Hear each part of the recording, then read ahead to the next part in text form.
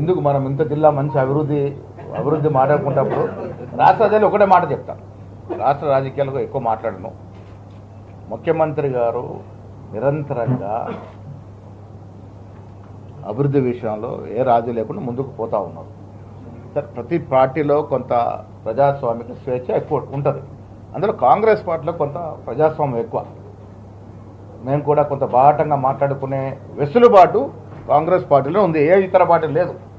మరి గతంలో చూశారు, డిప్యూటీ సీఎం రాజేంద్రని అర్ధరాత్రి ఏ రకంగా గెంటేశారో, పదవులు ఊడ్చేసి పక్కన పెట్టారో, ఏ రకంగా ఈటల రాజేంద్రని గెంటేశారో.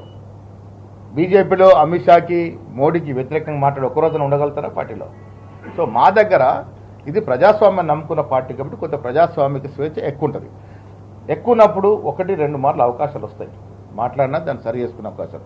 అద్దులు దాటినాక ఎవరిని కూడా స్పేర్ చేసేది ఉండదు, అది ఎంత పెద్దవాడైనా. ఇది కాంగ్రెస్ పార్టీ విధానం.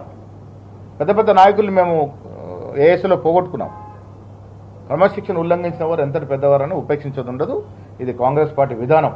ముఖ్యమంత్రి గారి గురించి, పార్టీ గురించి అడ్డగోలుగా మాట్లాడతానంటే నడవదు. ఇదొక పద్ధతి ప్రకారం నడుస్తున్నట్టు పార్టీ.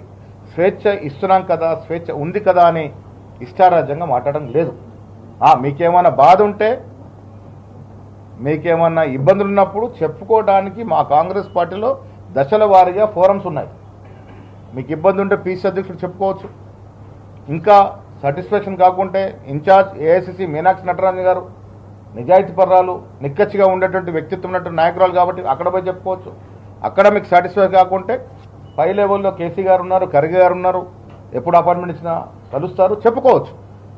మీ బాధని, మీకున్నటువంటి ఇబ్బందుల్ని వ్యక్తపరచుకున్నటువంటి ఫోరం ఉన్నప్పటికీ బహాటంగా బయటకు వచ్చి మాట్లాడతామంటే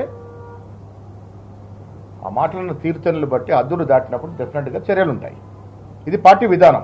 పార్టీ విధానానికి అందరూ కట్టుబడి ఉండాలి.